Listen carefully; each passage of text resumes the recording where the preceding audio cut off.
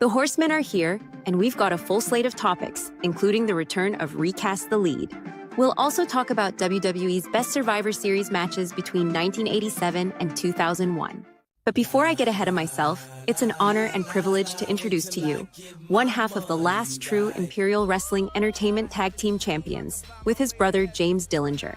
He is the host of Wrestling with Horror, Monday Nitro. He is your friend and mine, and he's never smoked crack at a Comic-Con like a fat gay frog. Hailing from the Murder Mitten, Mr. Primetime, and here is Pete Daddy Dalla. Take it away, Pete, like you did my heart, you gorgeous degenerate. Get arrested, guess until he get the message.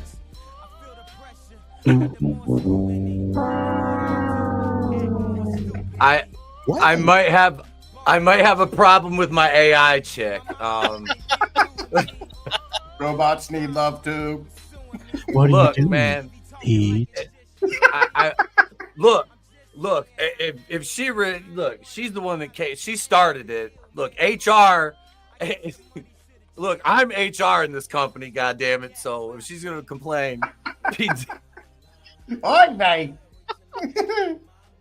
There's already somebody that uses the Hebrew hammer on the Michigan indie scene, so that's off the table. Well, why don't you sue him like we usually do? Right? I should, honestly. Well, instead of being Johnny Bench, you could be Johnny Mensch. Boys to Mensch. Boys to Mensch. Item. Oh my God! But welcome.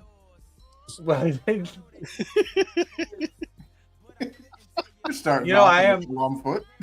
I am currently shopping a new gimmick, so you know what I mean. It's on nothing's off the table at this point. But welcome everybody, welcome to episode number 33. And you saw it on the thumbnail. We are bringing back an old favorite here on the show tonight. We're gonna do some recast the lead, but let me introduce the panelier. CJ is here with me this evening as well. What's up, CJ? Good to see you, brother. Oh, it's good to be here. It's always fun. I'm ready to make fun of a lot of things. Absolutely. And Scofflaw Fredrickson is here. Yes, it is I. It is I. It is me. It is thee. I don't. How's the? I'll work on it. We'll work on it. We'll workshop it. It's fine. I am the failure, the faps in the night. I am. Oh wait, no. So we'll figure it out. Glad to have you, bro. It's like you are the era that faps in your tights. They're crispy. Why my pants so crusty? Oh no, that's a problem. That's a problem. And also down there, he's got Semitism in his soul. That's Hebrew icon Chungus Rhodes. What's up, Chris? Yeah, I'm thinking about sprucing up my wrestling gimmick. I'll call myself the Hebrew Hurricane. I can level cities like Israeli ICBMs. Heavy on the BMs. Yeah. The Palestinians going Emotional damage. Why do all the Hajis have pagers like it's 1998? Boom. Okay, never mind. Whoops. Oy vey, hey. It's but no, man, it's good. It's good to be back. It's Monday. We got, like I said, we got recast the lead, which our intro to that will introduce. I told the guys what we were doing this morning because I'm like, we haven't done one of these. I'm like, it's November. There's you look at like movies per season. Like we just got through Halloween, which is my favorite time of the year, obviously because of horror. But Thanksgiving, obviously there's like specials like Charlie Brown and shit like that you would, correlate with the holiday, but there's not really very many Thanksgiving movies, I mean, a lot of Christmas, a lot of, there's not too many Thanksgiving centric holiday films that, I mean, there's a few. And even if it's like they're kind of squeezed in with the Christmas stuff, like Yeah. even, Gets drowned out. Annoying. It's like that slice of American cheese that gets stuck between, two nice pieces of meat and some bread. Yeah. Just kind of just sits there in the middle. Oh man, I couldn't tell you last time I got stuck between 2 slices of nice meat. That's a story for another stream. That is the terror that flaps in the night. That's right. Why are you gay? I need to get you are gay. I'll let you know how it works out with me and my AI girlfriend. Oh baby, oh baby, oh baby. Look, man, I've been married for 15 years. This is, this one is, she's younger. If you're not careful, it's going to talk to you long enough, then it's just going to pull this out of nowhere. Pete's little tiny erected. No one knew what to do with it. I have to leave. Good night. Good night, everybody. Good night, everybody. God. Oh my You've God. seen those real dolls, right? The ones that they've added Android, dude, that is creepy. It's really intriguing, but incredibly disgusting. Yeah. If I didn't you clean me up after you were finished. Oh baby, spit in my mouth. Make sure to wipe me down with Lysol when you are done with me.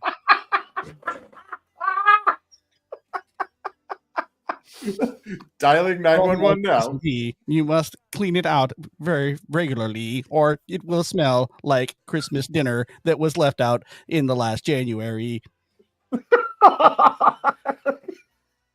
Tell me, he didn't just say that. Oh, come all ye faithful, joyful, and Merry Christmas, Charlie Brown. There's a real doll under the tree with an Android voice. Oh no. Let me say what's up to the chat here. Let's see what we got. Oh baby, oh baby. Oh baby. That's what I want my real doll to talk like. I want her to just go. Oh, We got Keely in the house, manliness and motivations here. What's up, guys? What's up? Papa Cotton's in the house. What's up, Papa? All right, Parrothead. I'll check the Twitter. Godzillionaire's in the house. What's going on, man? Chris is like, that's disgusting. Tell me more. He's expanding. He's not just Papa Cotton anymore. Now he's Cotton Ministries. Right? He's the pastor of Muppets. He's tax exempt. Let's thank the channel members and the patrons, and then we'll get into our lead off here. Savage reaction to mortal fear. Back to survival, no help for humanity. Back in the prime. All right, folks, it's back after a hiatus, but tonight we're going to recast the lead. Thank you for coming to Wrestling with Horror Theaters. If you make a mess, clean it up. Now on with the show. Tonight's feature presentation is Planes, Trains, and Automobiles. Pete won't stop adding text because he likes my voice, which is equal parts flattering and disturbing.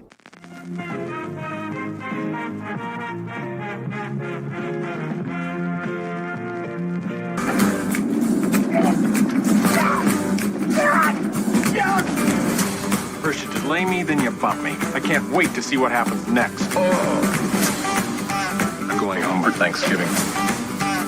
I can help get you home. Taxi! I've got a family waiting for me. Here we go.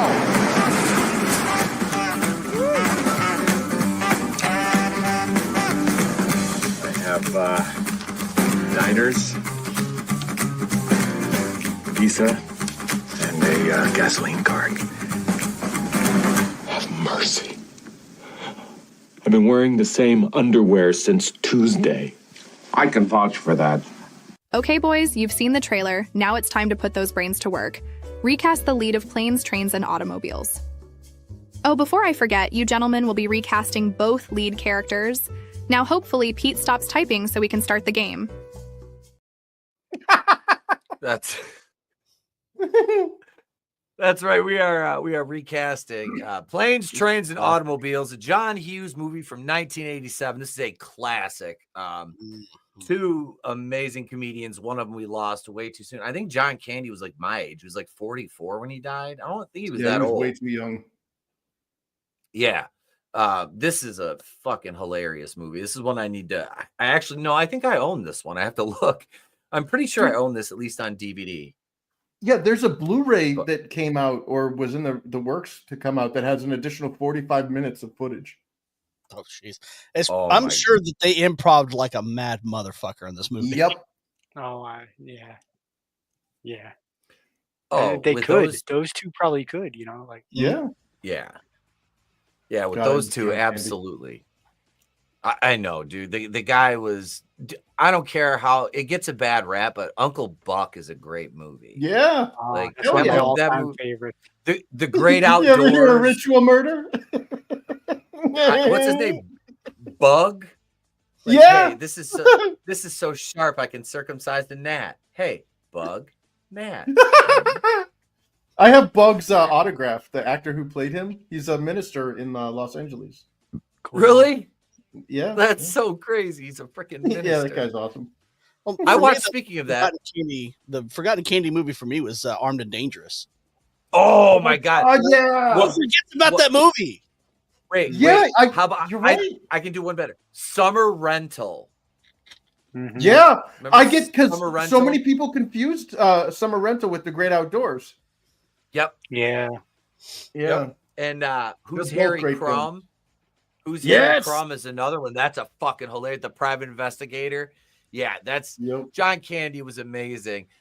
So I've got I've got a visual for mine. So I decided, and I'm going to show because Tony kind of made a tweak to mine, but here's mine. Okay, so I didn't just recast the lead. I renamed the movie as well. So from Planes, Trains, and Automobiles, because we're wrestling and horror here, I just went with the wrestling theme on this one. And this is called Body Slams, Bros, and Botches. And Botches.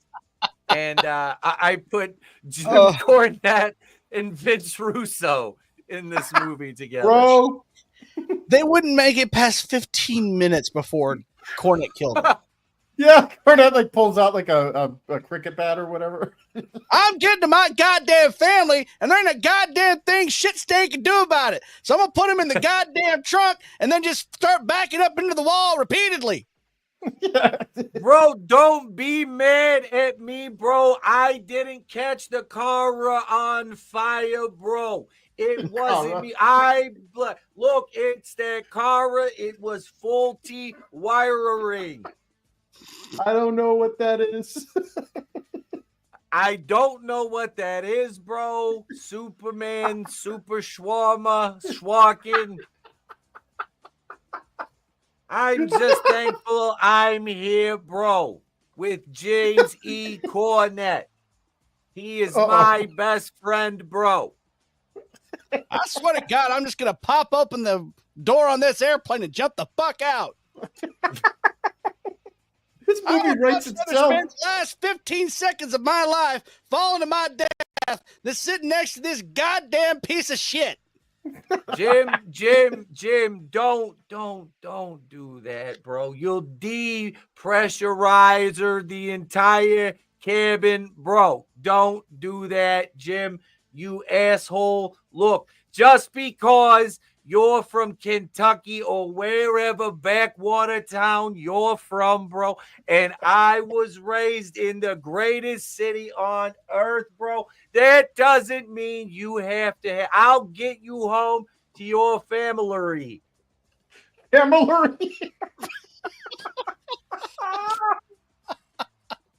And see. I don't know. But that was mine. Was Cornette and Vince Russo. Chris, you want me to share? You want me to share yours, Chris?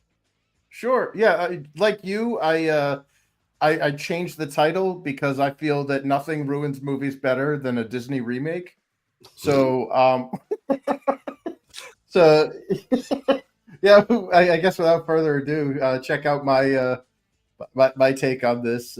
It's a Disney remake, Disney Pixar's Planes, Trains, and Cars, with Owen Wilson and Larry the Cable Guy as John Candy's character. This Thanksgiving, get her done. And then you got Thomas the Tank Engine in there. Like a couple of cars get inside of a female plane during the airplane scene.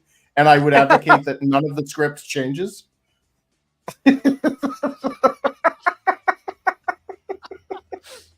Sure, I'll get you home. Oh. I got a winner's card. Wow. I got a gas card. Wow. Have mercy. I'm wearing the same oil change since Tuesday. Wow.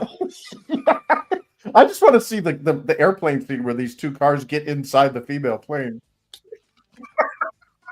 Thomas the Tank had seen everything he needed to see. It was at that point he decided his days of traveling the railways would be no more.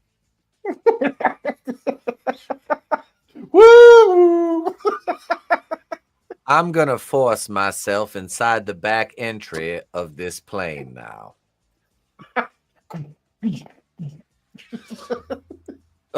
CJ? I figured since it is 2024 and Hollywood has never, ever going to learn their lesson, we, of course, are going to have to race swap our characters. Oh, boy. And gender swap one of them. So I went with Beetlejuice and Leslie Jones. What are you doing? I'm just trying to get home. Nothing. Just hanging out. I get you home. Because 90% of that movie is her fucking screaming. Yep. Because apparently loud black woman is the only character she knows. Yeah, they're like, don't typecast her. It's like, shit. Wait, that's a her? Oh man, I'm sorry. I thought it was Craig Robinson from The Office at first. Well, I mean, I've seen guys with like women's names. Like, look at Tracy Morgan. I mean, they're spitting images. No, but Tracy Morgan wouldn't be in no movie like this, yo. No.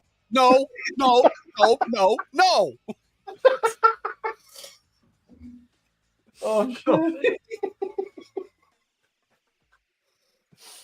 Oh my god. This is a good one. This just looks like the human equivalent of Bert from Sesame Street. It's Bert and Ernie. Bert. Wow, Sesame Street really went into the hood. Yeah. Well, they did that with the Fresh Prince of Bel-Air. Let's do the dark reimagining of Sesame Street. I don't know.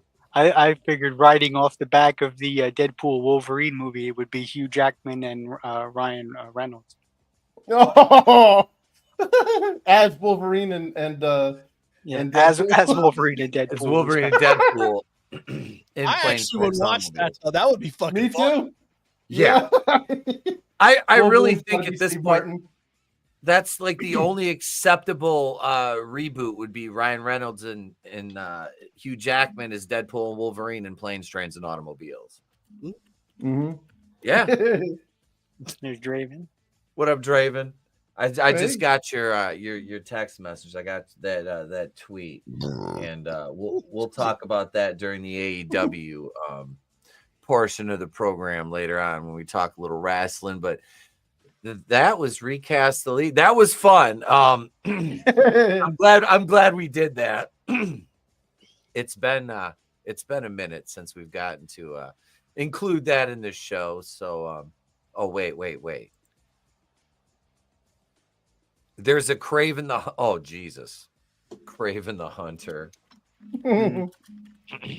Doesn't that Dumpster Fire come out next month? I think I think so. That is going to lose so much fucking money. Oh my god. It looks to me.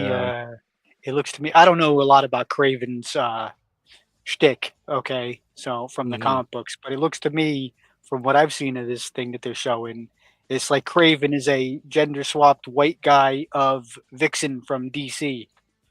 she does like animal powers. Oh yeah. Imbues the animal, so to speak, and adopts their powers. It seems like he does that. I'd rather just watch Beastmaster. Yeah. Kodo and Podo, they rule. Yeah. I don't know really that much about Kraven outside of he was in the Sinister Six, and I know Kraven's Last Hunt was like a big storyline in the comics. Yeah, he's a Spider-Man villain. Yeah, he's one of Spider-Man's rogues. Trey's got one of his action figures. He's a pretty cool figure, you know. I was like, I don't think they're going to be able to do, if they ever did it, Kraven's Last Hunt, because like he's like now we know why the film exists. Yep. The Beastmaster. He's like he's new Chris Hemsworth. He's new Thor.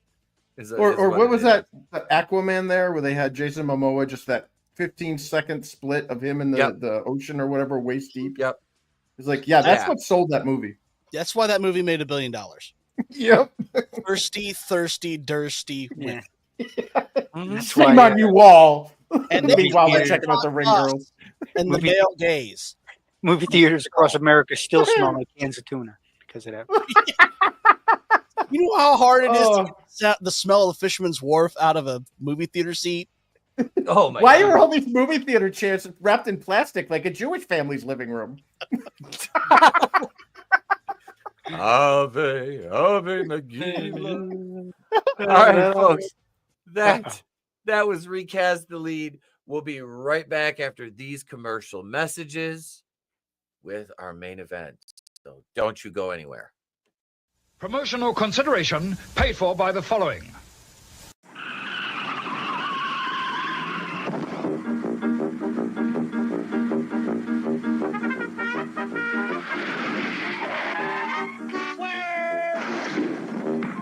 When you drive to Wendy's and order a single, you get more beef than the Whopper or the Big Mac.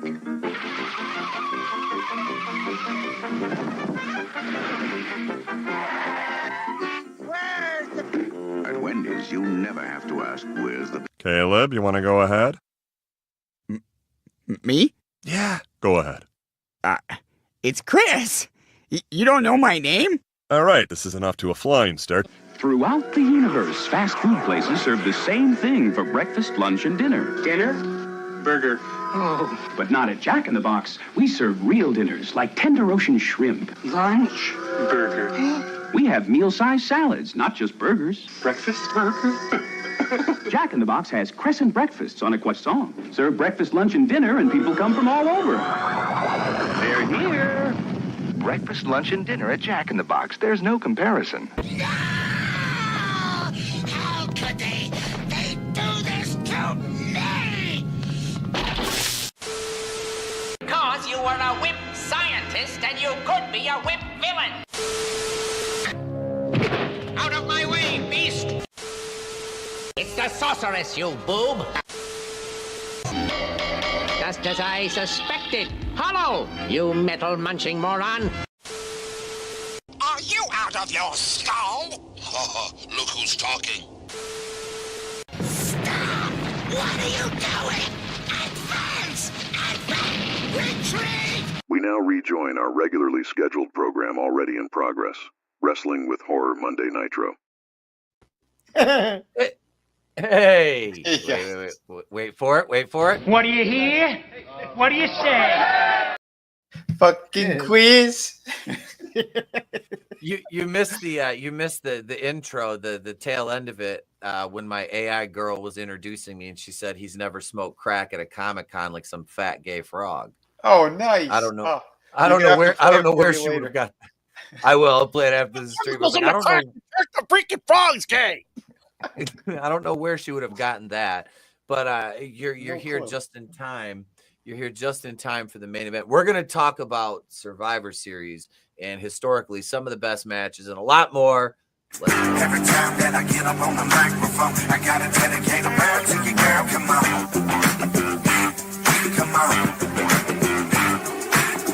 Every time that I get up on the microphone, I gotta dedicate a round to you, girl. Come on. I'm not sure what you did to me, but I like it. I love it. Oh, I'm not sure what you did to me.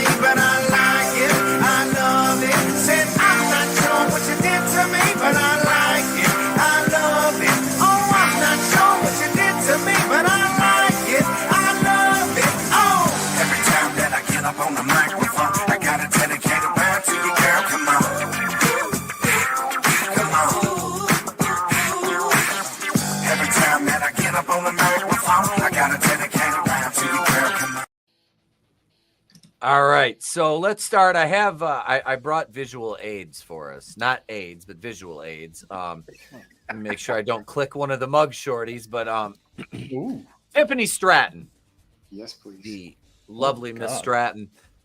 Tiffany Stratton lists her favorite WWE superstars of all time: Trish Stratus, Charlotte Flair, Rhea Ripley, Sable, and Kelly Kelly. All right, there's no problem here. This is her favorite superstars of all time, right? Yeah. You know, and she said before she got into the business, she really didn't know too much about WWE. She was gymnastics and, into, weightlifting and stuff like that.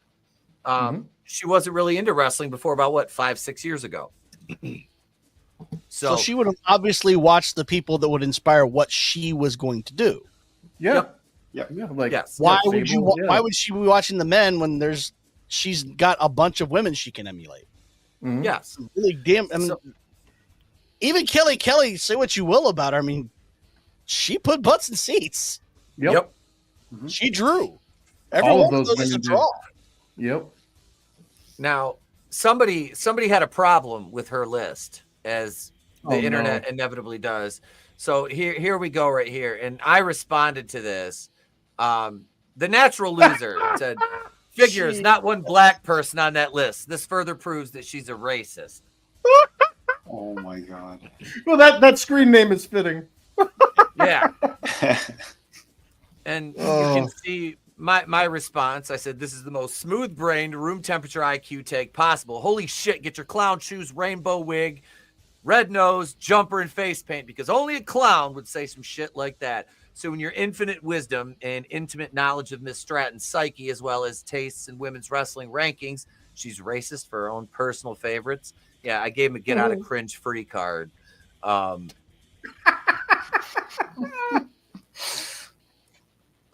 I hope that was a joke. Like, yeah. No, he was serious. He was serious. God. Because as far as her being a racist, it's going back to the incident with the was it that TikTok where it was Jade Cargill like getting elbowed in that voiceover. The ADR was on there going "black bitch" from some rap song that Tiffany posted and then deleted. So they were calling her racist for that, which I'm like, that's not really racist. Because it was a black girl saying it, and all she did was use the audio clip. I'm like, so I don't know. That's mental gymnastics. Remember when it was simpler and they just dropped an N-bomb and you're like, yep, that's the racist.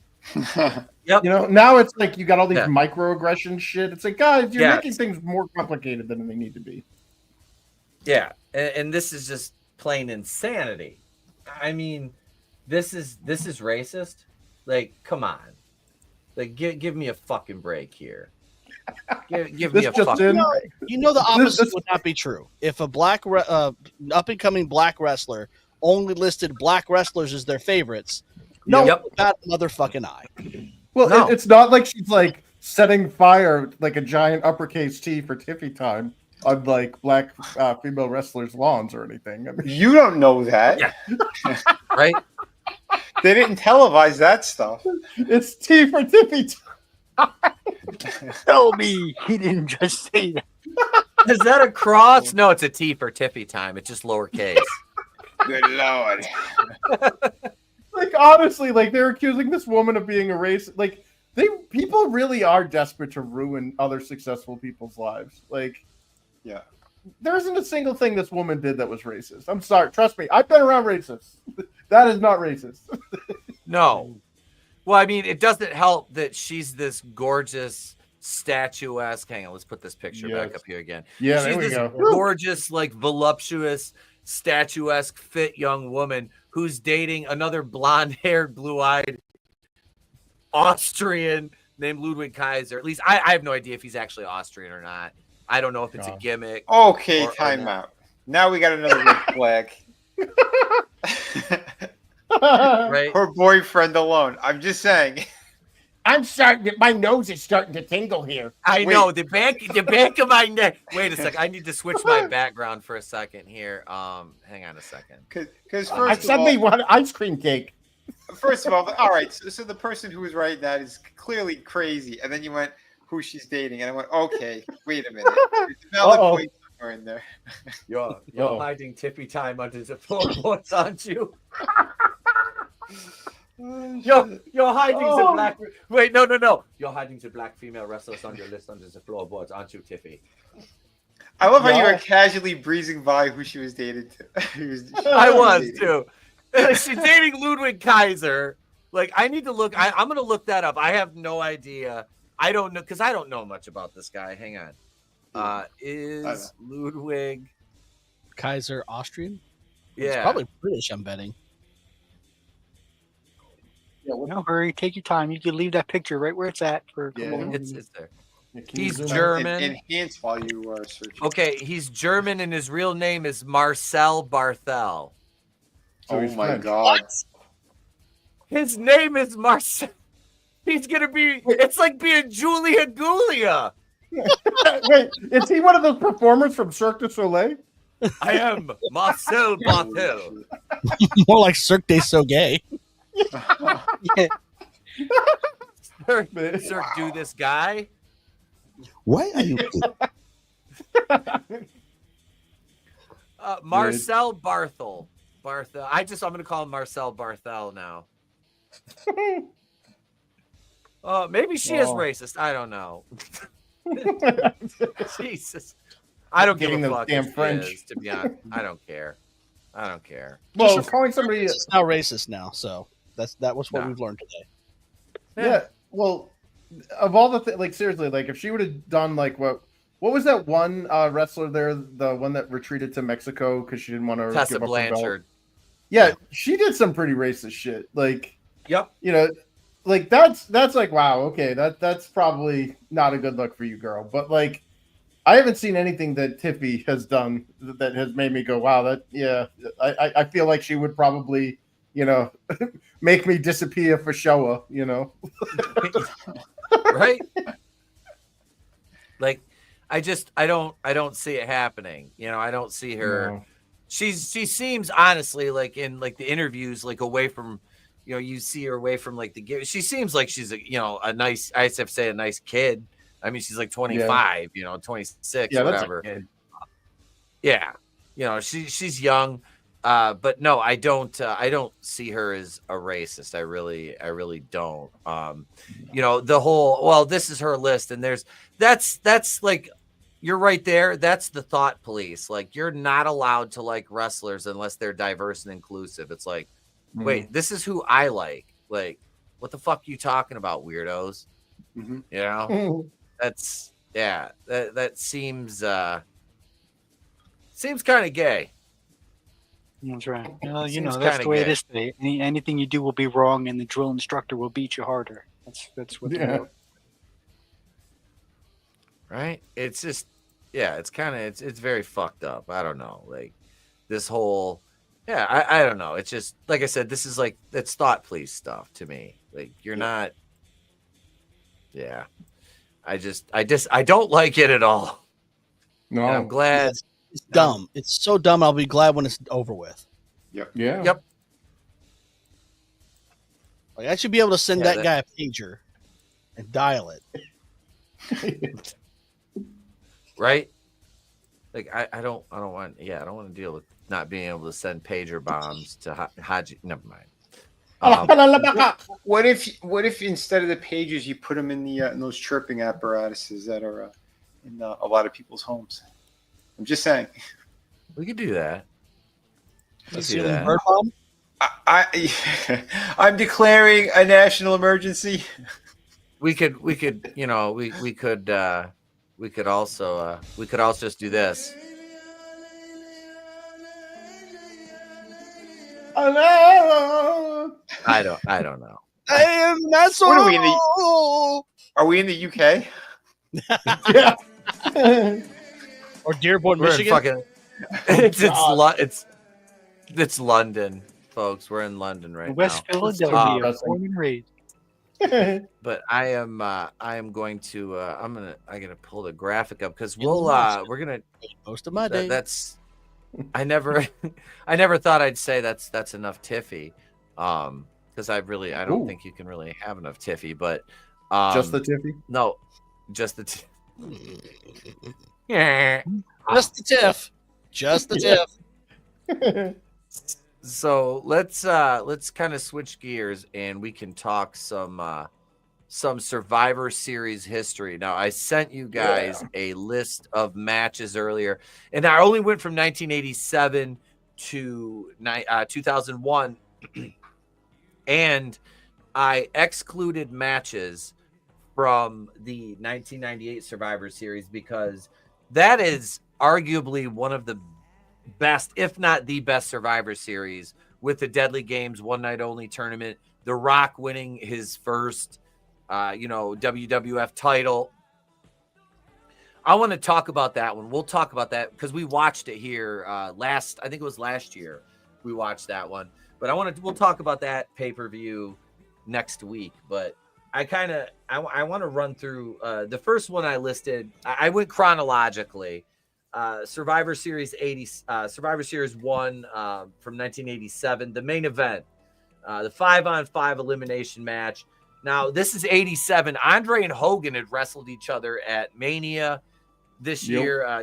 Andre challenged for the title. So you had Andre's team with Andre himself, Butch Reed, King Kong Bundy, and this guy here that maybe if I play the song Ariel will show up in the chat, but this guy right here.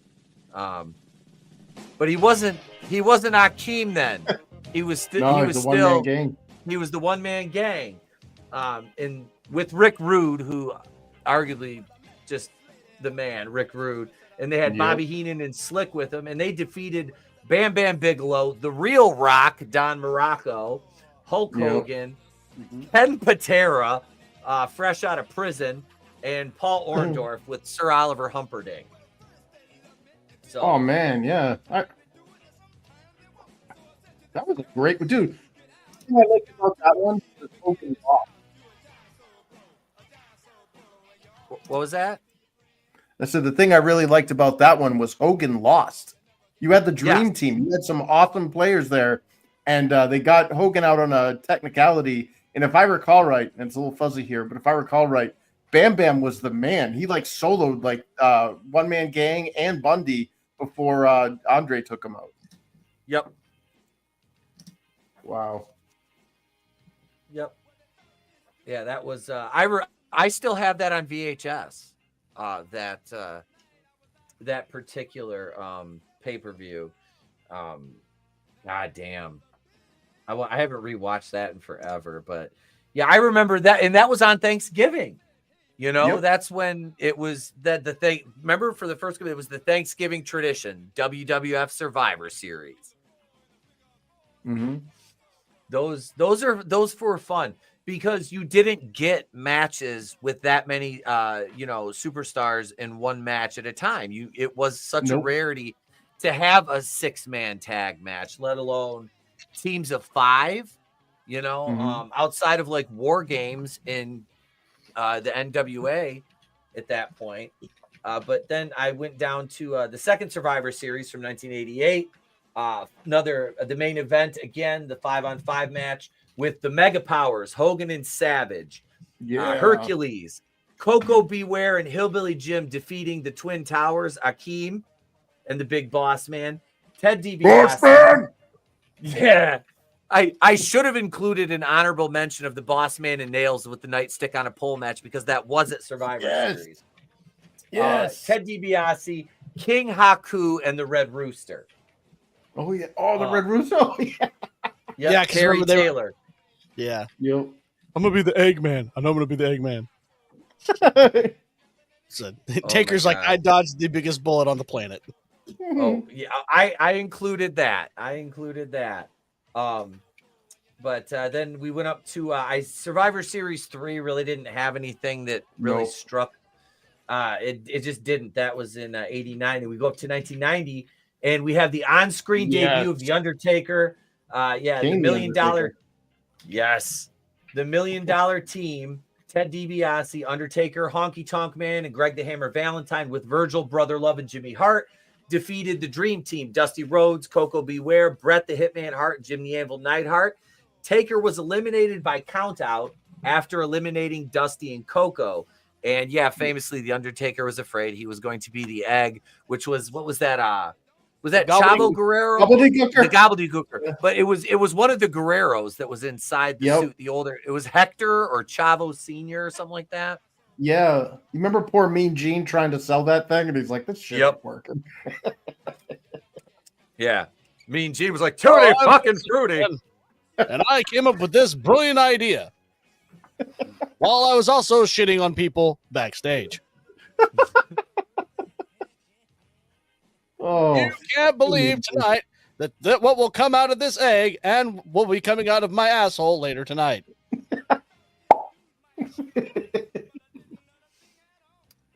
Oh man.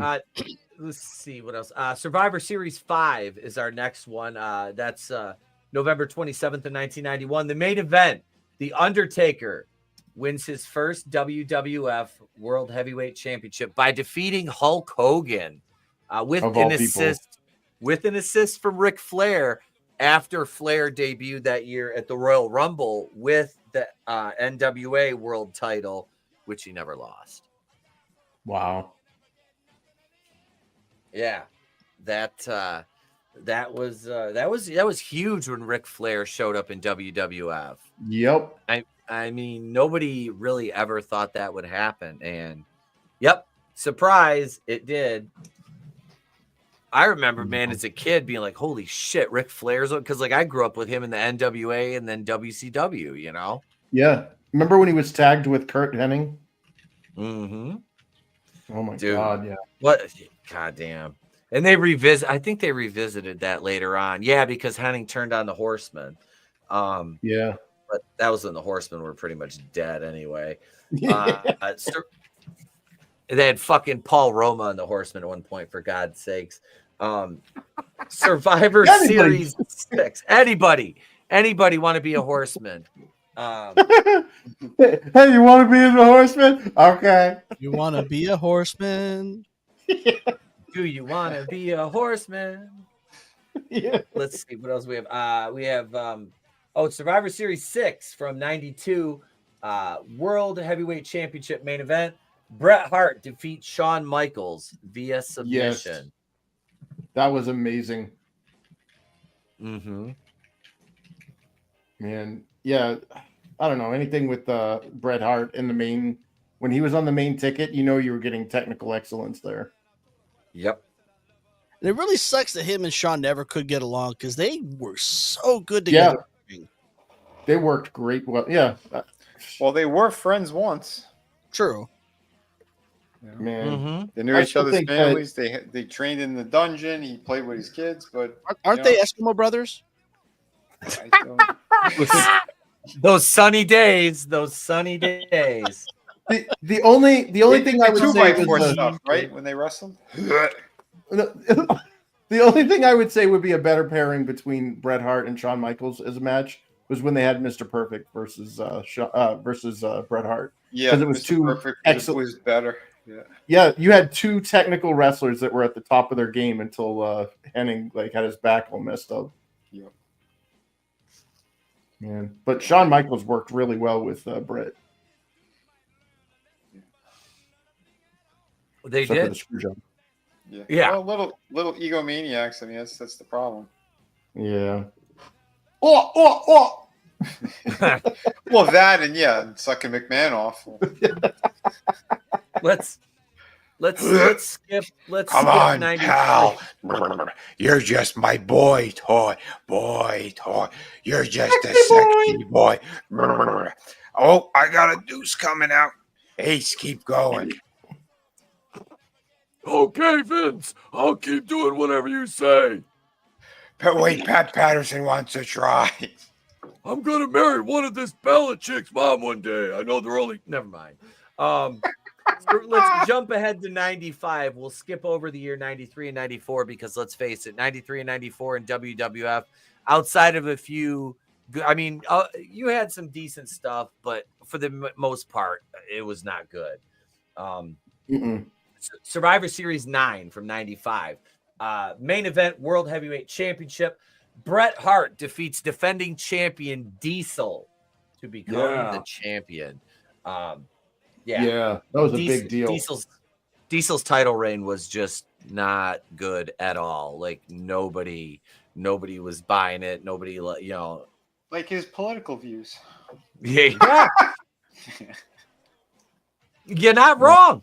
You're not wrong. Well, you remember when he was in the Royal Rumble and he was like literally just sitting in the ring by himself? Mm-hmm. And I was like, yeah, that's a great show there, guys. I'm glad I paid pay-per-view for this. And then he took a deep breath and blew a quad. Sat in the ring and it exploded. So Yeah. so did McMahon. Yeah. Does he blow a quad anytime he blows ass? I just had tacos, so there goes my quads. That's a quad. Let's see. We'll jump ahead to 96 with match 3 on the card. The Undertaker defeating Mankind via pinfall with Paul Bearer suspended above the ring in a cage.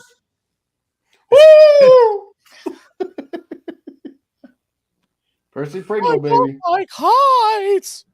I have ideas. Look up below. It's just turned into Mickey Mouse. Yeah. Oh, yes. Shit. Let's see. And then Isn't there a footage of a Bret Hart Steamboat match somewhere? I know they never did it on TV, but I'm pretty sure they've wrestled at some point. I've never. Oh my god, I was a big Steamboat fan too, and I don't think I've ever seen him in a hard fight.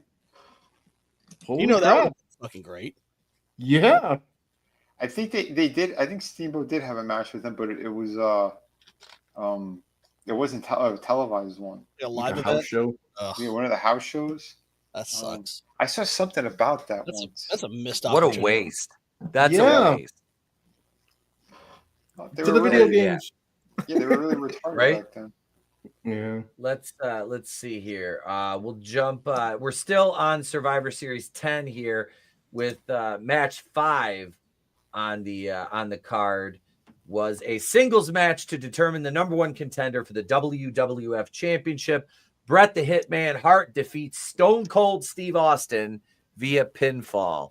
And these two just would have a awesome rivalry that would go on.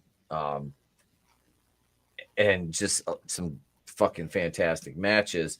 But later on, the main event, it's Survivor Series 10 from 96. I know we got 3 matches from that card, but the main event, Psycho Sid defeating Shawn Michaels to win the WWF World Heavyweight Championship. And Shawn Michaels had Jose Lothario with him, his trainer. Sid won via pinfall. I like Sid, man. Rest in peace, Sid Udy. I always like Psycho Sid, man. I don't care. I like Sid. Yeah, it was fun. He was fun to watch. No, I'm not half the man that you are. Oh, he was fun to watch, but his promos were even funnier. Yeah, we're live, pal. We just had like the 25th anniversary of that promo, like what, a week or so ago. The I got half the brain that you do promo. Oh yeah. Yep. I saw that posted in a couple wrestling groups I was in. I was like, man, rest in peace, Sid. it was still funny watching him put people in the crossface just because of how fucking big he is. Yeah. It's like I understand why he was doing it, but it still made no goddamn sense. Mm-hmm. I mean, that's basically like Kevin Nash trying to put someone in a sharpshooter. Yeah. Just you're not along for that shit. Kevin Nash starts doing chain. Like, get the fuck out of here. Looks like that scene in Ghost in the Shell where she's trying to rip the tank lid off and the whole arms explode and stuff, but instead it's his legs. Sorry. I want to see Kevin Nash do like running an international spot. Like that's what I want to see. Sonic the Nash or Nash the Hedgehog. Yeah, him doing the fucking going underneath somebody in a leapfrog. He better just do the luchador pass. That's what I do. Like when I run the international, I just do a luchador pass. I'm not going underneath anybody. Like, fuck Flying that. burrito. I have to duck down too far. Like, Yeah. Yeah, fuck that. Let's jump ahead to 1997, the main event. Oh. The main event, WWF Championship on the line. The Montreal Screwjob. Shawn Michaels defeats the champion Bret Hart. Did he though? Did he though? No. Via submission. Yeah. That's a stain on the business still. Yeah. There are so many ways that could have been handled, and they chose poorly. God, that match has been covered to death. It's a great match until the finish, you know. Yeah. But Just it would lead to Shawn Michaels putting over Stone Cold at WrestleMania though the next year, which was at WrestleMania 14, which was fucking huge. I will never forget that because that's Mike Tyson being involved. Yeah, that was huge. But our last match here is Survivor, and I'll explain why Deadly Games isn't on here. Survivor Series 15 from 2001, main event, winner take all, 5-on-5 elimination, Team WWF, which this made no sense with the WCW Alliance team. The Rock, Chris Jericho, The Undertaker, Kane, and Big Show defeated the Alliance. Stone Cold, Kurt Angle, Rob Van Dam, Booker T, and Shane McMahon. Seeing as how only 2 of those had been in WCW. Yeah. Yep. Yeah, it really didn't make one of them for not that long. Nope. No.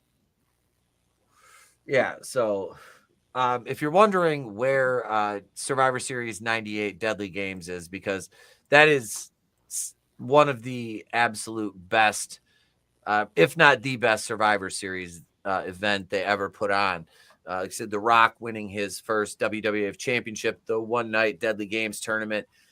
We're going to talk about that one next Monday night at length more. Anybody else have anything they want to add in these Survivor Series matches? I just hate the fact that we don't get Survivor Series anymore. No. I mean, I love War Games matches. I really do. It's a great concept, but it should be on its own. It shouldn't be replacing Survivor Series. Yeah, I agree. Yeah. I mean, War Games was its own thing. Replace Hell in a Cell with War Games and leave the cell for special matches only. Yep. That's exactly it. I don't like. Yeah, I don't. Well, it goes along with the theme of like the women's matches. Oh, we gotta have it's the men's Royal Rumble and then the women's Royal Rumble and the men's War Games and the women's War Games and the women's tables, ladders, and chairs and the men's tables, ladders, and chairs and the women's elimination chamber and the men's elimination. It's like, Jesus H. Christ, just fucking stop. Just stop. Yeah. Please, for the love of God. Like, the reason these matches used to be so awesome is because they were used sparingly. They were special. They were fun. Now you have to fucking homogenize and dilute everything. Men's strap-on match, the women's strap-on.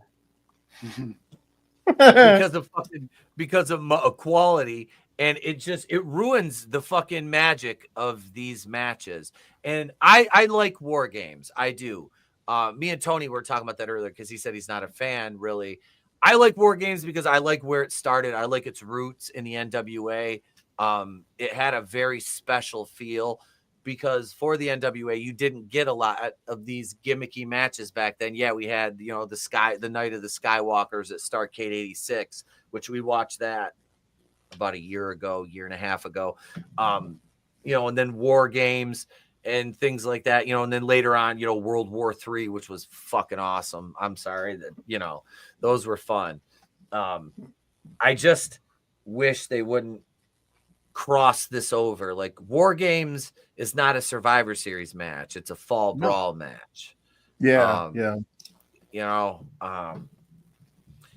I don't like Survivor Series War Game. No. And then you're going to have, I don't know. It's just, it's a kick in the nuts. It is weird to me. I know Triple H has a hard on for anything Dusty Rhodes created. We know this. But you're also diluting your own history. Survivor Series is a WWF creation. Yep. Why are you diluting that creation with its incredible history for something that's not even yours? Right. Yeah. You know, it's like I hate when NXT borrows WCW pay-per-view names. I hate it. That drives me nuts. That fucking drives me nuts. It's not yours. Create your own. Yep. Yep, it is. It's just it's fucking ridiculous. You know, we talked a little bit about this. I can't remember when. It was right after it happened, but this is back in the news again. Here's a new match for them. Oh no! Roast Talk Challenge. It's Captain Winky. I propose the Vince's Dutch oven match. Yeah. The hell in a smell. Vince and Johnny A's Whoever handicap first. match. Win by vomiting. We're gonna have penis power. He's gonna puke. He's gonna puke. Draws, loses. The Undertaker defends Donald Trump's appearance on his podcast after severe backlash. Who are we kidding here? The only people that backlash were a bunch of wacko lefties. Yep. The majority of the country voted for this man.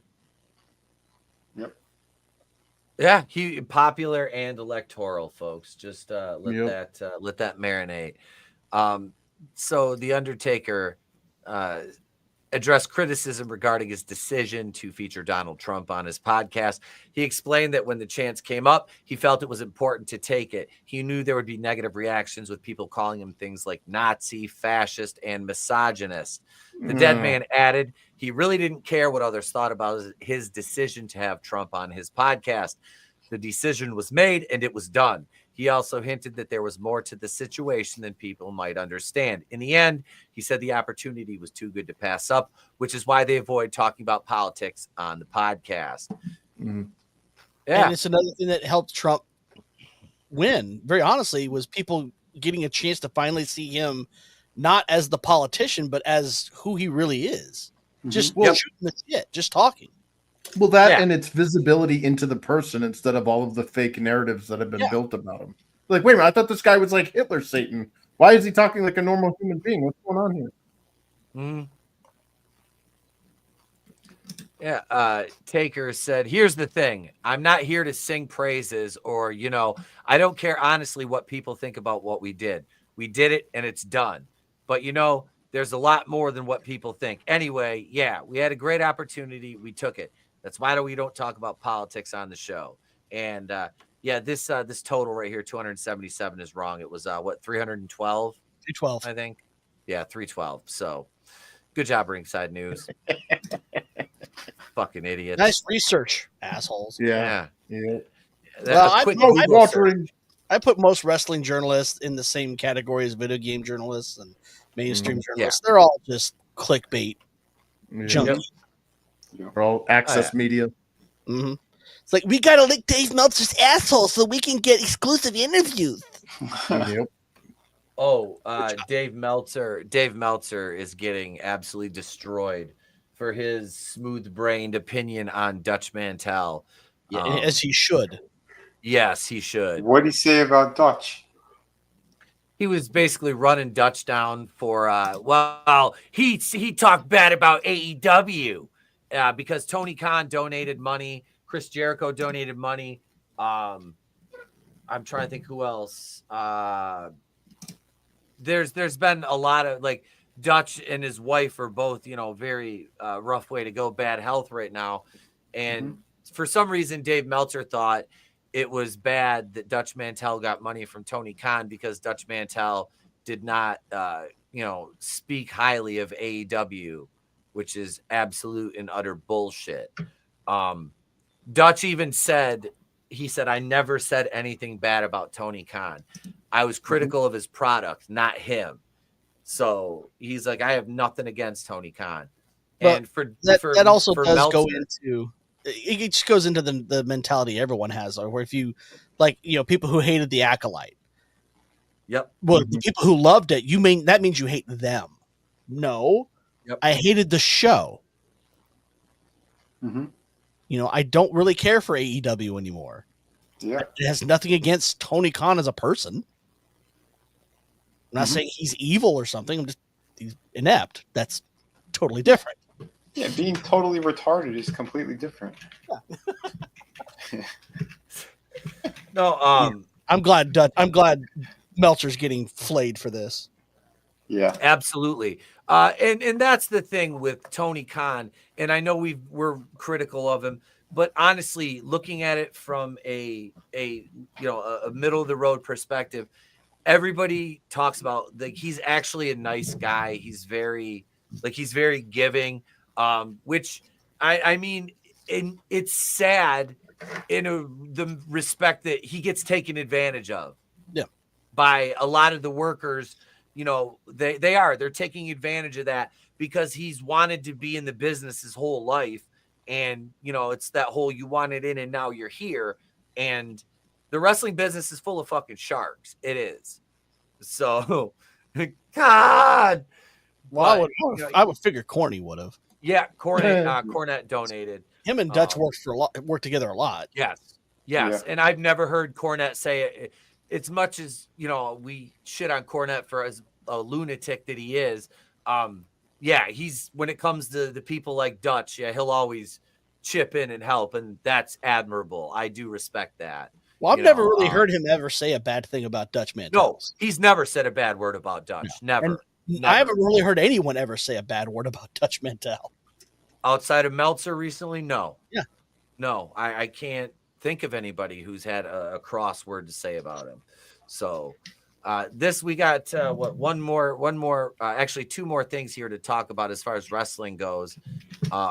This one comes from the I was gonna ask. I can't ask him on Twitter because he's got me blocked if anybody's checked on him since the election. Here comes the generic caw. Everybody, are we ready for this? The following contest is scheduled for one ball with a 20-minute time limit. Introducing first. Like this guy is an fault to create a wrestler. Yes. I mean, that's when you first open create a wrestler. This is what you get. Yep. It's just like, what the fuck is this? Like you're so bland, you don't even have your own merch. Yeah. No. What's a more bland flavor than vanilla? Daniel Garcia. Yeah, Garcia. The box the ice cream comes in. That's Right. It's just, this guy, if they used him strictly as a light, like a cruiserweight, yes. But anything outside of that, there's nothing believable about this guy. He has no gimmick. He was better off sticking with being dancing Daniel Garcia, because at least then it was some kind of a gimmick. You can't be a tough guy when you're fucking 5'11", 180 pounds like this. It doesn't work. You know, it's like the always save value for brand of wrestlers. Yeah. Generic. Yes. Yeah. It's like great value. I want to share this too, because we were talking about the AEW ratings a little bit last week, and this is from JD from New York, talking about AEW shows in smaller buildings is a great idea. Smaller venues should equal louder atmosphere. How long have we been saying that? Yeah. So JD, year and a half at least. Yeah. Since they're, you see all these pictures of, just empty arenas and empty venues. Yeah, this is for bad. TNA. Yep, that's exactly, like I said, take it back to a small like, civic center feel, and, pack in 2,000 people if you can, 1,500 to 2,000 people. And I could book the AEW shows in my garage. But JD says it's a good move, a smart move, but let's be honest, how the fuck did we even get here? That's the most important question. AEW Dynamite was doing into the 10,000s attendance when we first started. And then 6,000 to 8,000 was the norm. And now they struggle to do 2,500 or so. Collision barely does 2,000. They just canceled a Collision because they barely had 1,000 tickets out the door in a 15,000 seat arena. Everyone's going to be saying, finally, a good move by AEW. Is it? Or is it a mask to a much larger problem that they will continue to ignore? You all know what the problem is. The wrestling media, podcasters, and media scrum junkies will never admit it, though. What was that? I can't remember who posted, but someone did a post about Moxley saying that they're going to be doing like a hard reset of AEW. I hope they do. I think I trust Moxley. It's not a bad idea. Yeah.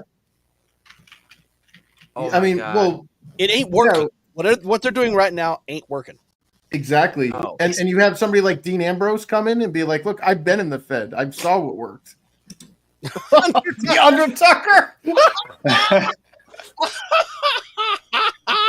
Holy shit. Oh, God. Bong.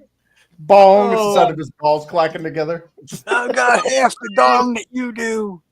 Why is there a bloody hand on his crotch? Is that like when they removed it? Or... Yeah. That's the doctor's who chopped it off. That's hilarious. Manliness sent that in. Oh, Thank God. you, Manliness. No, that's good. JD makes a good point though about the AEW attendance. Like, is this a good short-term move? Yes, but what you should be focusing on is your long-term booking. You're getting your attendance back up for your for your shows. There's so many things that they need to do, and a hard reset for AEW. I'm not going to say it's a bad idea at this point. I'm not. Did it work for WCW? No, but that was a much different situation. And I'm not carrying the water for AEW. You guys know my stance on them. If anybody's, hard on them, I am. We all are, because it's like there's an opportunity for something good, and they're squandering it.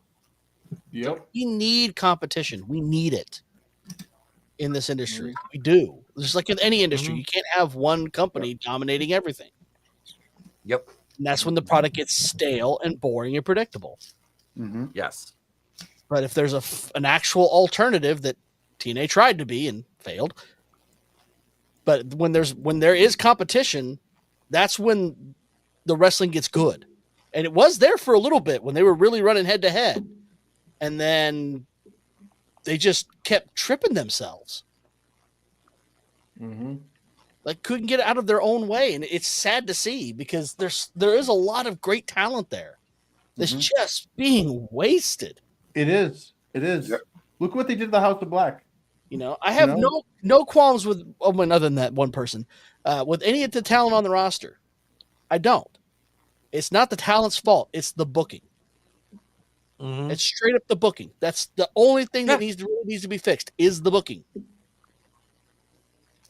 They need someone in there that actually knows how the business works.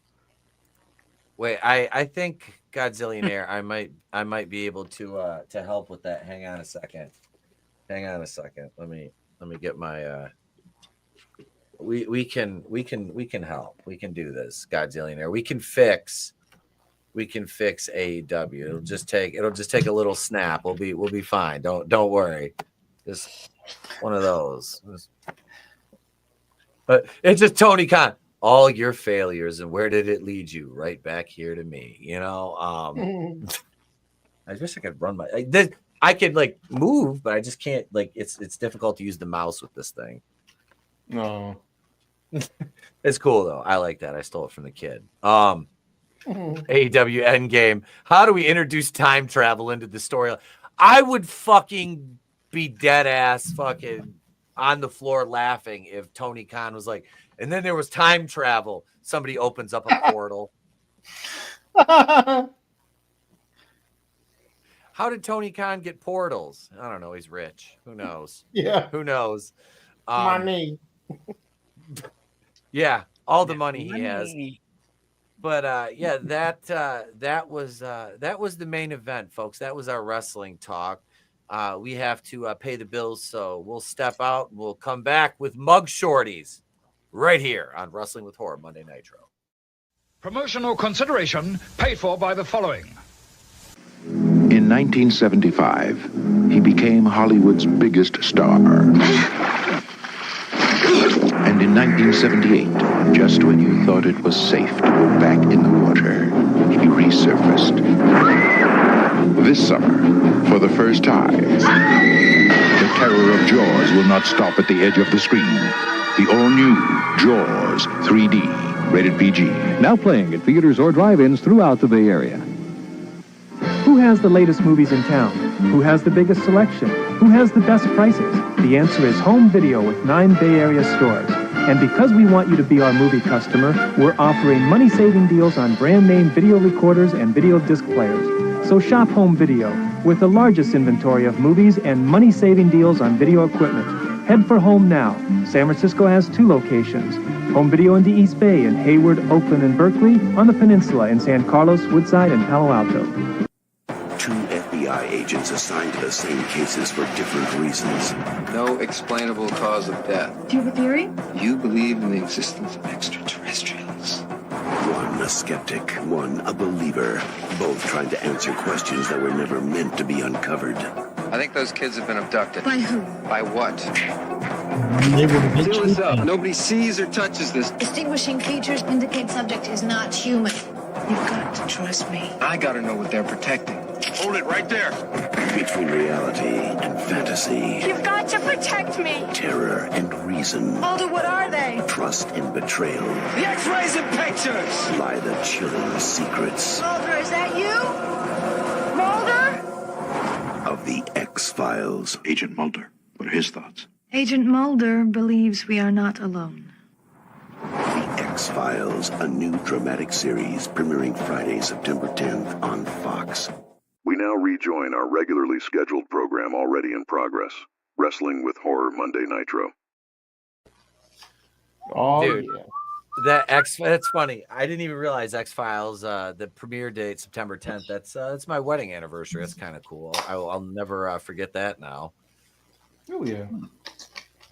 Where'd CJ go? But it's about that. You went to time. go What's watch this? X-Files. He did. He's like, I'm going to watch X-Files. Tommy, what's up, brother? Good to see you, man. Hey, Good to Tommy. see you, bro. All right. It's time for Mug Shorties. Let's go.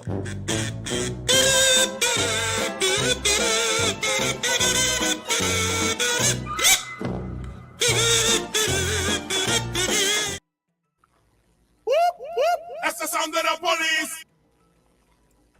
That's about all you can play of that song without getting copywritten, I swear to God. Yeah, I'm not they're so surprised touchy. anymore. They're so they're getting. touchy It's getting so bad now.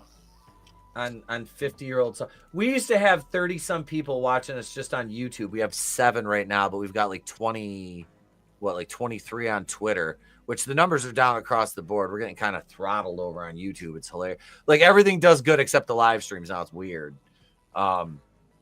It's fucking weird. YouTube is basically pay to play at this point, though. Let's be honest. Let's start out here with lady number 1. Draven's gonna be sad he's missing some of these tonight, boys. But here we go. No. Here she is. Here's number 1. Actually, kind of looks like Tiffany Stratton a little bit. I wonder if she's racist too. She kind of looks like she was from the Fappening. Like Jennifer Lawrence. Oh, yeah. Right? She was the first action star and the first mugshotty. She's the first of everything. It's amazing. Be gentle. Godzilla haircut, right? Melanie Lawrence. Melanie Lawrence. Hi, Hillary monoTony's in the chat. Like I said, it's Hillary cuffed. Since you make Winona Ryder no, was wait, the that's first mug shorty. Yeah. All right. She's got 2 charges, boys. 2 charges. We'll start with Vincenzo. 2 charges.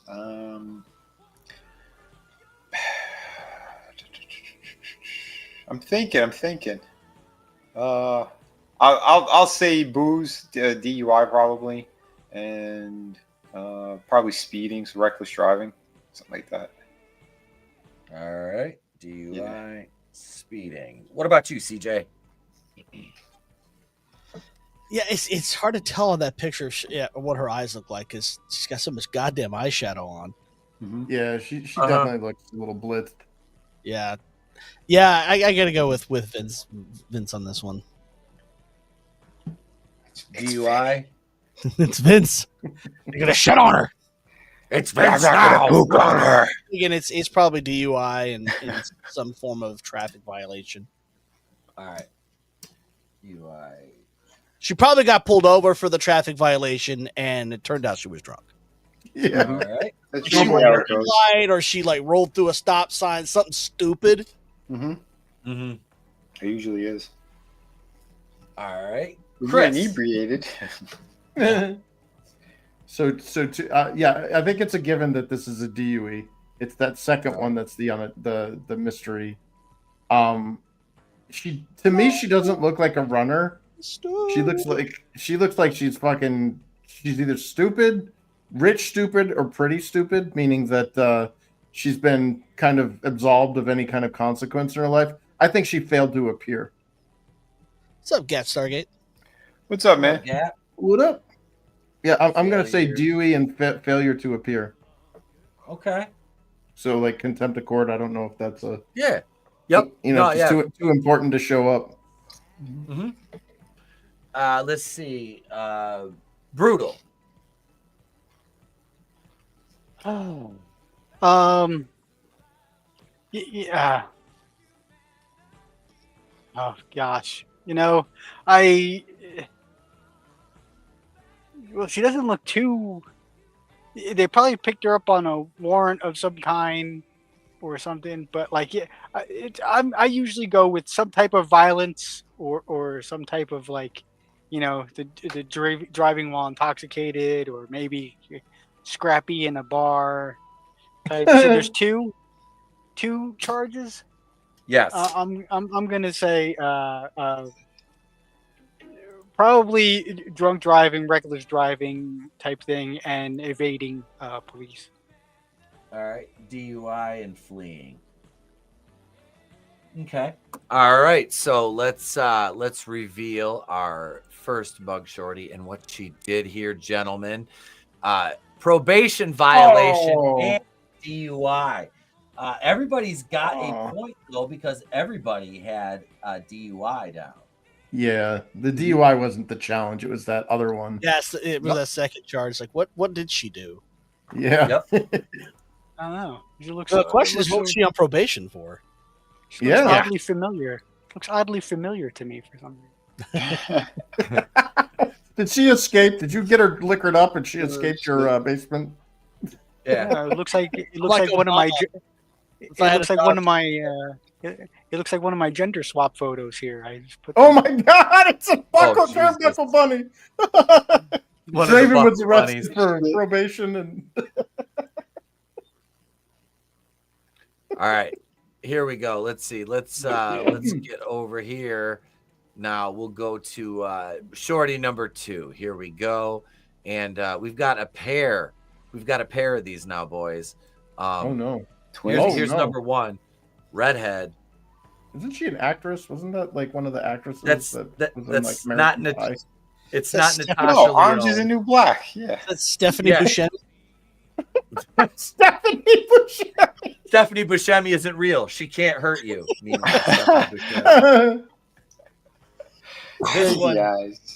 This one's got 2 charges. She's not. I think if this one, she's pretty plain, but not bad, honestly. She looks like stab you, which I like. She does look like violence. I like a challenge. Looks like violence. She wakes up and chooses violence. I'm all in. Fucking back is itching. I need her to scratch it. Chrissy Mayer. Yeah. Chrissy Mayer. Chrissy Mayer. No, yeah, this one I would. No, she's not quite Crystal on Hack the Movies. Crystal's way hotter than this one. Yeah. Let's see. This one's got 2 charges, gentlemen. We'll start the bottom of the order. We'll start with Brutal this time. We'll let him lead off. Brutal, 2 All right. charges. Oh gosh.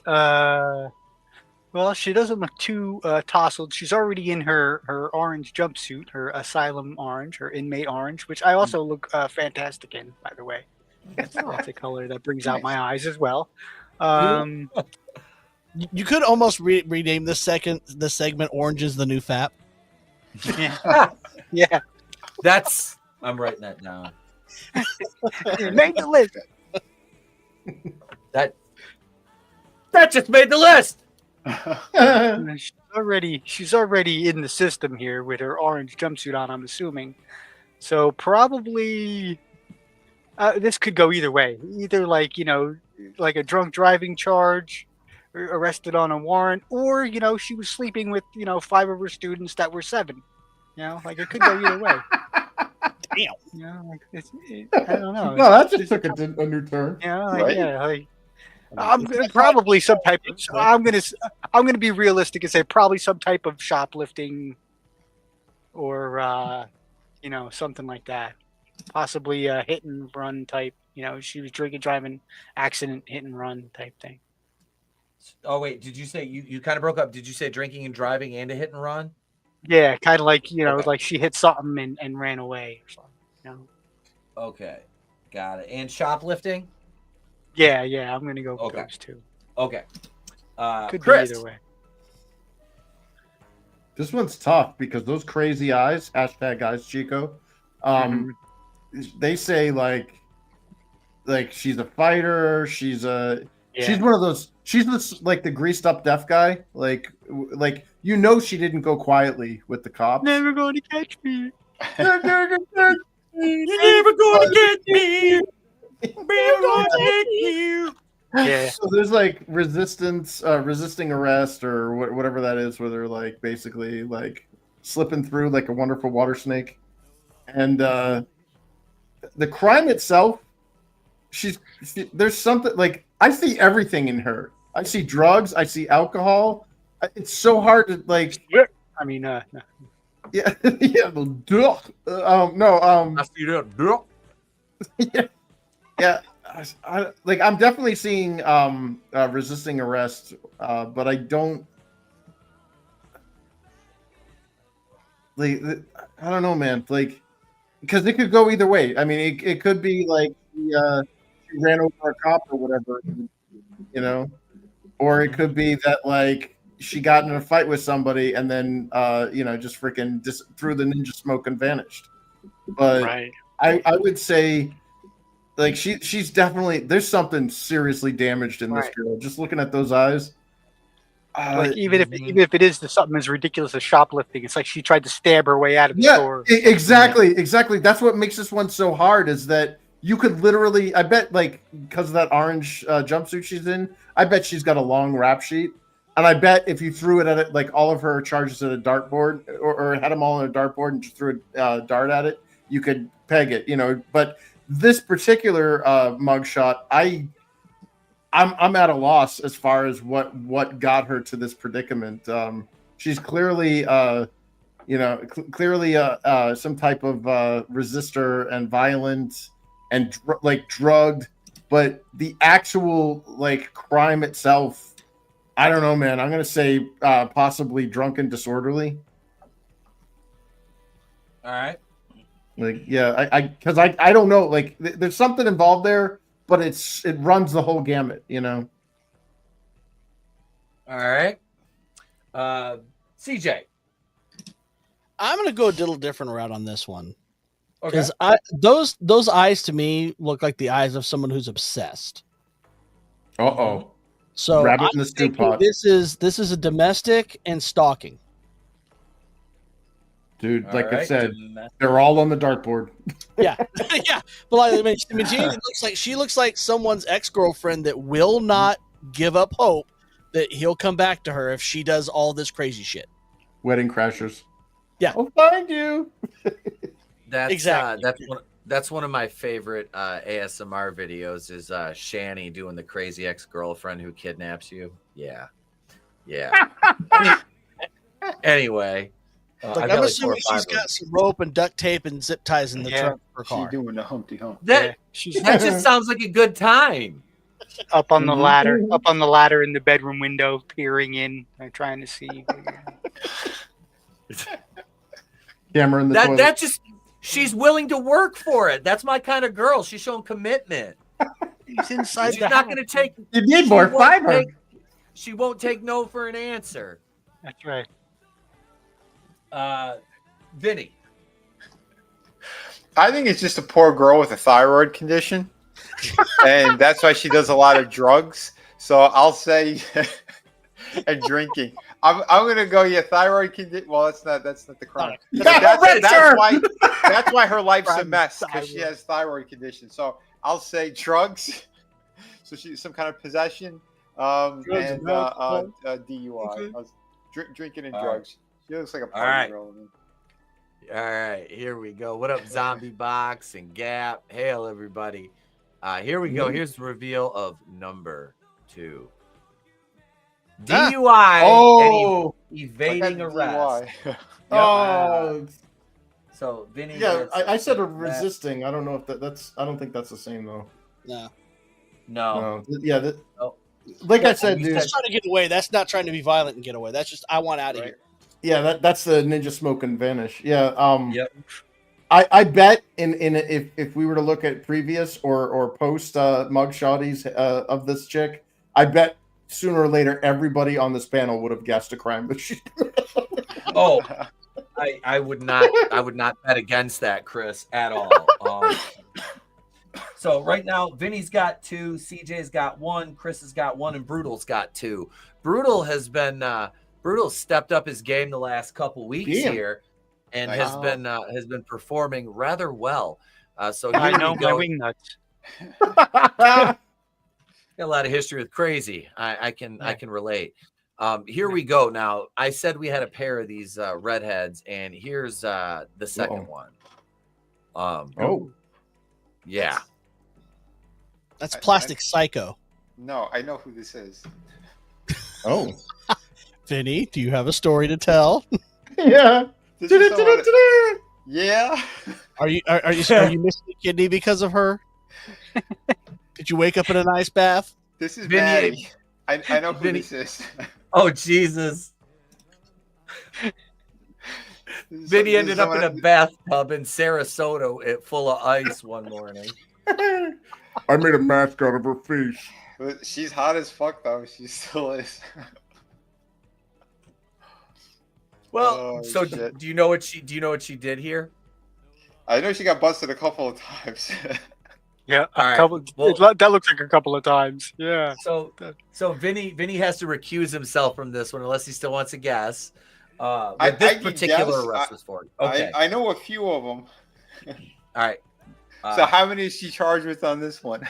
Let's see. 1, 2, 3. Jeez.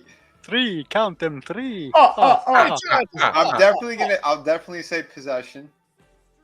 Okay. Of some kind of substance. I know that for a fact. I know she used to drive without a proper license. I know that. You want to put driving without a license? Yeah, we'll put that. Or suspended license? And violating parole. I'll definitely say that too. Yeah. Okay. She looks like parole. Yeah, she's definitely a repeat offender. Yeah, she's wild, but she's something else. Even if she wasn't on parole, I would be on parole because of her. Okay. Mm-hmm. That's my girl. She's a recidivist, just like me. Recidivist. Let's see. Well, CJ. Recidivist. She's a recidivist. Oh, anyway. Yeah, I mean, her eyes are really pupiled out, like they're really pinpoint. So she's on something, and it's not alcohol. So yeah, I'm gonna agree with Vinny on the possession. Okay.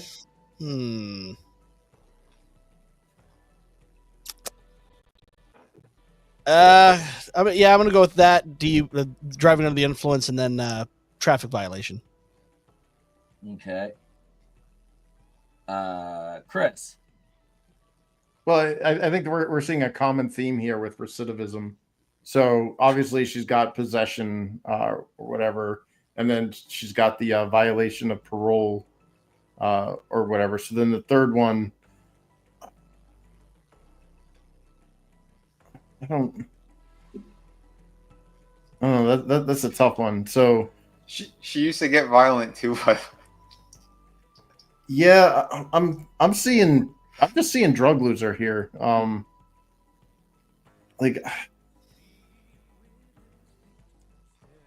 This chick's fine. I mean, this chick's fine as hell. Yeah. Jesus. Stripper in there too. Yeah.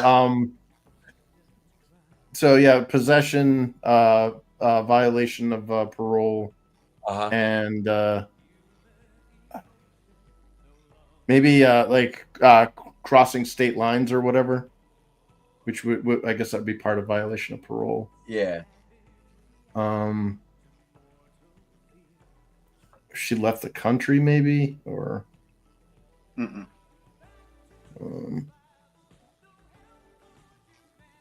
Have we stumped Chris? Yeah. I mean, a lot of these just look like very damaged women, and like my misogyny is like, yeah, they're just fucked. Yep, they're fucked. Like it's basically anything and everything. It's like there's only 3 charges here, but like I can hear the Pointer Sisters from Sesame Street going. Other mugshots of them have 1, 2, 3, 4, 5, 6, 7. Yes, Draven. Yeah. See. Yeah, That's possession, violation, and yeah. It's the only thing she doesn't possess is a soul. well, yeah, I guess the other one would probably be like driving without a license, or so. Okay. Brutal. Oh. Vehicular manslaughter. Oh damn. Things like that. I can't because we already covered all the things that we are pretty sure it is. So Yeah, there's a big glowing recidivist. recidivist. Things I don't know if it is or not. So yeah, definitely, she's obviously looks very stalkery. He's type thing. Stalking, vehicular manslaughter, maybe is some type of voodoo involved or something. Voodoo. That's some ICP shit. Voodoo. Running from a magic. They raided her home and found like a burlap doll with like the dude's hair stuffed in it and things. Wow, you guys are really going somewhere else. I can't do the things that we already were pretty sure it is. I got to go against it. All right. Yeah, I'm surprised he didn't go with old trusty cutting the dick off. When in doubt, the muggers will cut the dick off. Yeah. No, she just looks like a drug loser. She doesn't. I don't know. I will find you. I will. I'm. Goddamn, I would make bad decisions. All right. I know I have. Yeah. See. Hey, we could be Eskimo brothers. All right, let's take a look at what she did. Felony possession of a controlled substance, false identification, and violating a warrant. I will, let's see. Vinny, let's see, driving without a license. So got 2. Vinny got 2.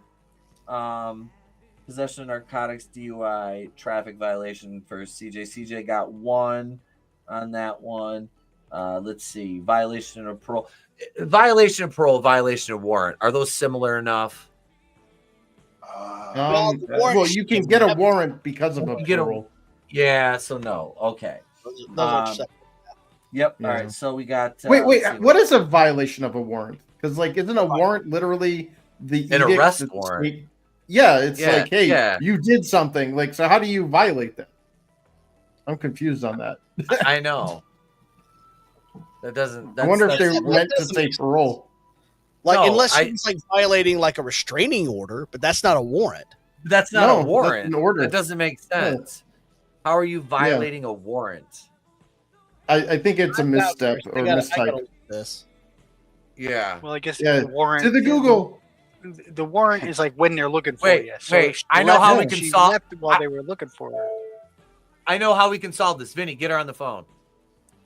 Why are you trying to get me in trouble again?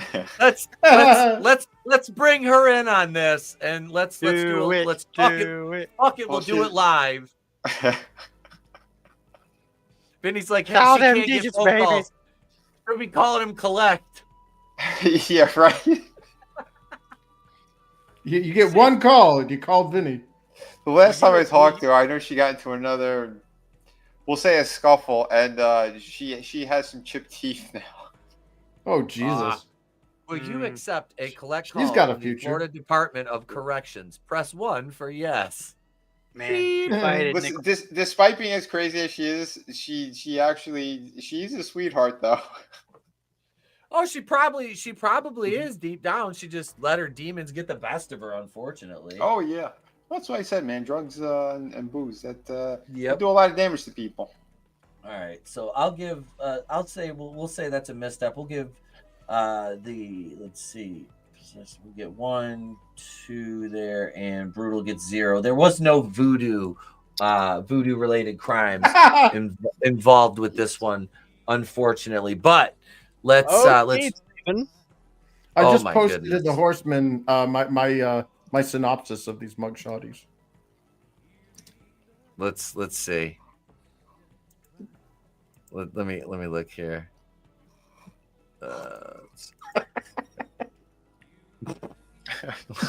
Manly, we need to start auctioning off her number to the highest bidder. Yeah. Yep, it is. Manliness called it, and I'm not gonna say he's wrong. It's time. We got to fire it up for this one.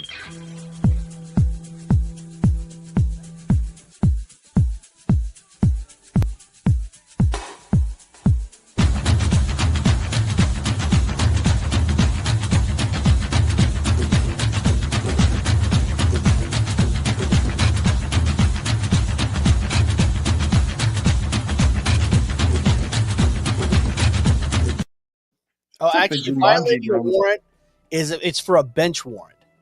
Oh, I forgot about this. Here's neglecting to show for a court hearing, disobeying a subpoena, failing to pay court ordered child support, violating probation, or failing to pay a traffic ticket.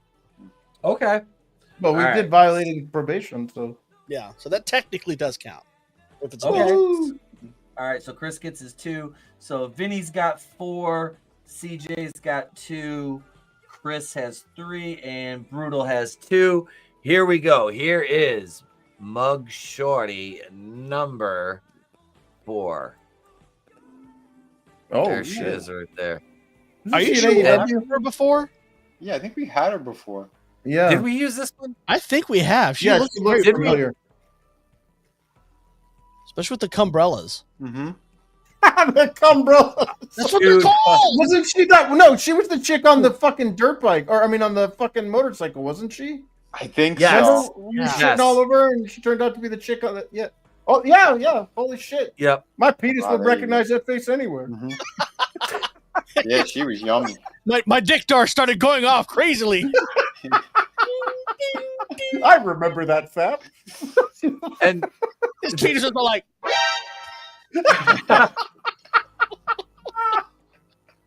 Oh shit! oh my god.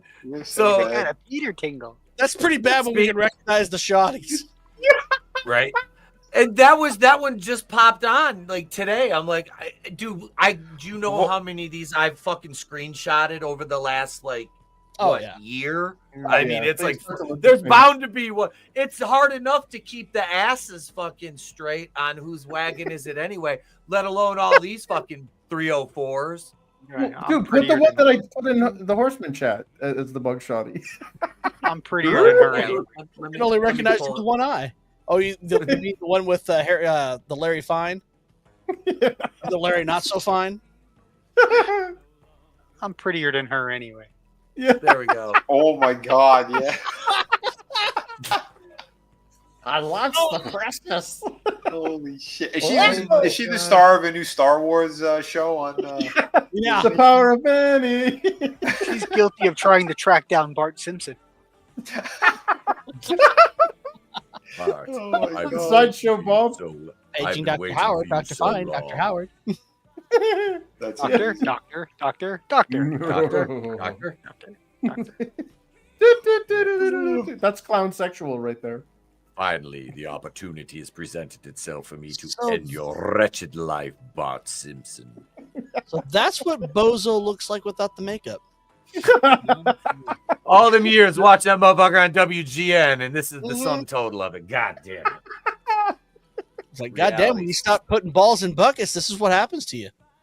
Reality would be disappointing. Just got balls and fucked it. Yeah, dude, she got hit by the peanut gallery. Oh my She god. ran a train on her. Jesus She got hit Christ. she got hit by something. Look at the face. It looks like Edward Furlong, like from the face. It looks like right out of Terminator 2. Homie, don't play that. Homie, don't play that. Yeah. It's the whitewashed in living color. She having a Britney breakdown? Yeah. It's Britney, Please let bitch. me alone. Yeah. I would still smash Britney Spears there. Or was she in the middle Yeah. of her protest from the election Yep. in her sex strike and got arrested for something right in the middle of it? Yeah. This got sent to Soraya from a quote unquote fan. I love you, mom. Mom, breastfeed me, please, mom. I love you, mom. I love you, mommy. I love you, mom. I love you, mom. I would like to be in your belly for 9 months and be your baby, please, mommy, mom.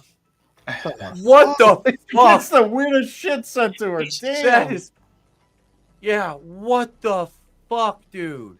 Are you fucking kidding me? These people are crazy. Is that why Draven's not on panel? This is I think so. She pulled him out. Carter's biggest fuck up wasn't the Iranian crisis. It was closing down all the loony bins. Yeah, right? I That was agree. Carter's biggest fuck up. Yep. And the Department of Education. God. Well, that too, yeah. God, well, he's been a fuck up across the board. Net negative. Mhm. But he was so kind and gentle. Yeah, that's He was also a fucking moron. yep. Man, What was the meme that he voted for Kamala and someone posted the picture and said, "You kept me alive for this shit"? yeah. Have you seen that photo of him? He looks like he chose poorly with the goblet or whatever the grail. Yeah, yeah. Chose the wrong grail. Yeah. Did he see the Ark of the Covenant? Yeah. He looked into it. Oh Jesus, that was just, yeah. And you know, all this shit going on in Team Vision Dojo still employs a pedophile piece of shit named Chazen Rance, who trains young, underage female wrestlers. Team Vision Dojo, what the fuck is wrong with you? And by What the training, fuck is wrong with you? Why? We talked about this months ago, and I happened to peruse your Twitter to see, and yeah, you're still training young aspiring female wrestlers, and you still have them around a registered sex offender.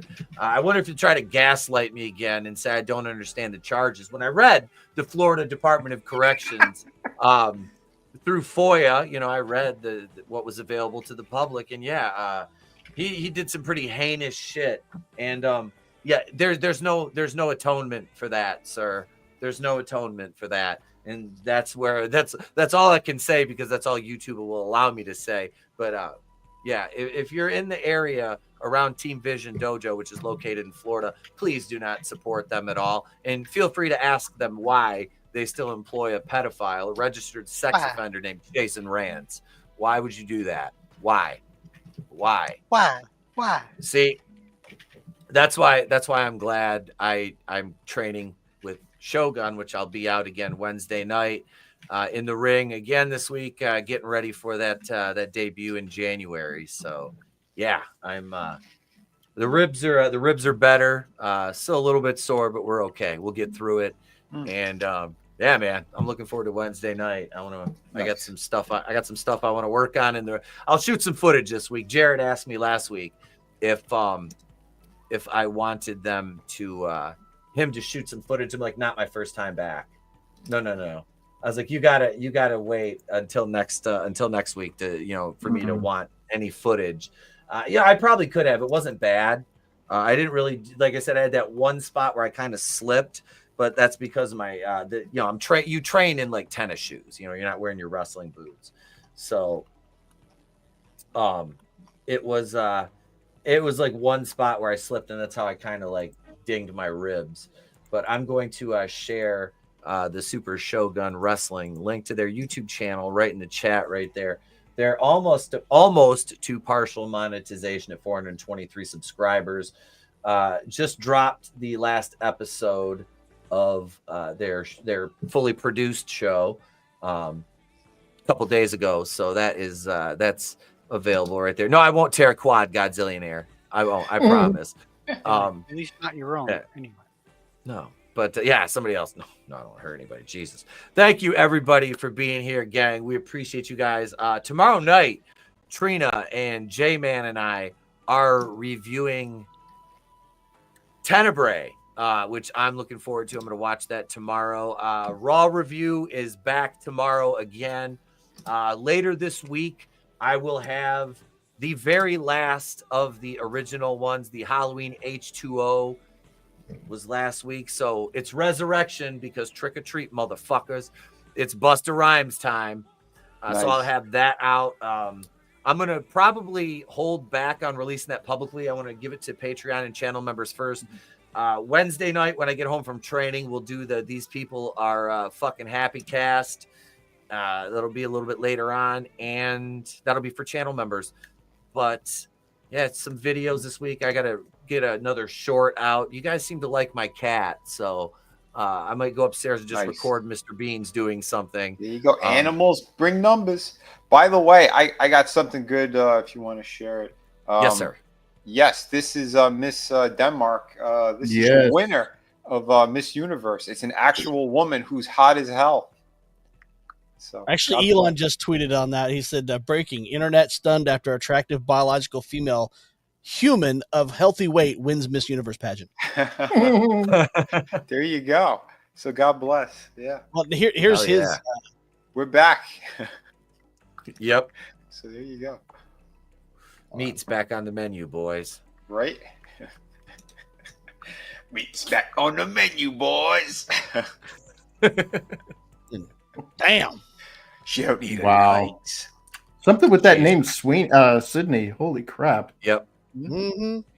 Yeah, it's her that. No, she's got the weird name, but like her, the Ring Girl, and Sydney Sweeney. Like, yeah, dude, that's like the trifecta. Somebody posted that on Twitter. They're like Sydney Sweeney or Sydney Thomas. I'm like Sydney Thomas. Then somebody inevitably posts my wife. I'm like, you're fucking gay, dude. You're fucking gay.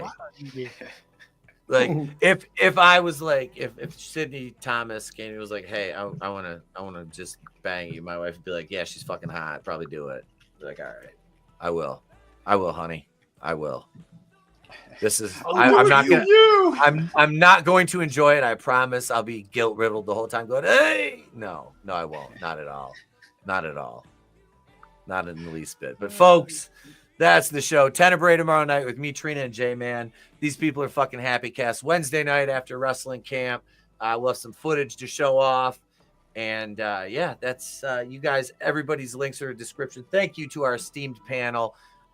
Thank you to everybody in the chat, Draven and Keeley, Godzillionaire and Manliness, Bad Take Bojin, Gap Stargate. She's in a bikini. Wait, we'll show that while we're further we'll proof that, she's a woman. Yes, that is a woman. Epic tuck game. They're all applauding. I saw Jeremy Nix in the chat earlier, monoTony and Tommy. Thank you guys. Parrot Head. Instant Regret was here. He's gonna come up and check out the show when I make my debut. Awesome. Yeah. I'm Papa Cotton Ministries was here.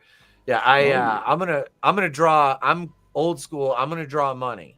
And I volunteered to work the opening match in January. I haven't opened a card since like what 2016, and that was in a squash match when we used my Yukon, like the NWO. We were shooting inside the truck as we pulled up, got out with baseball bats and beat the shit out of this luchador outside the building, drug him inside, and that's how they started the TV taping. Wow. Was like the footage of us in my truck, and then us getting out and just beating the fuck. I'm trying to jump out and still put this motherfucker in park, but yeah. There was a brick building that would have stopped it if I just let it roll. But thank you, everybody, for being here. I want to just say thank you again, everybody. We appreciate you, gang. Get home safe. Be sure to tip your waitresses. Tune in tomorrow night, 8:35 Eastern, for our coverage on Tuesday Night Terrorvision of Tenebrae. Until then, for the Horseman, I'm Etep Okuian from Wrestling with Horror. I've been here with all of yous. If I don't see you, have a great day, a pleasant tomorrow. Catch you on the next one. Remember, it's always better to burn out and fade away.